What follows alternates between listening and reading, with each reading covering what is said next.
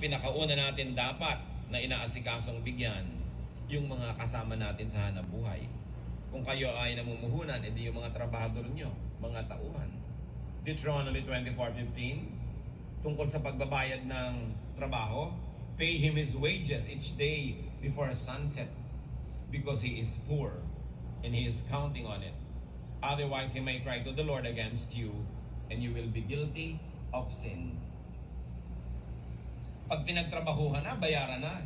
Lalo at arawan yung manggagawa o lingguhan, huwag nang pinapatagal pa.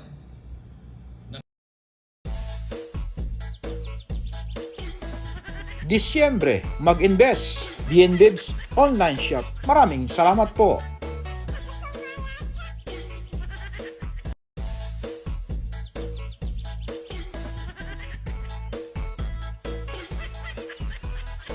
Happy birthday to you.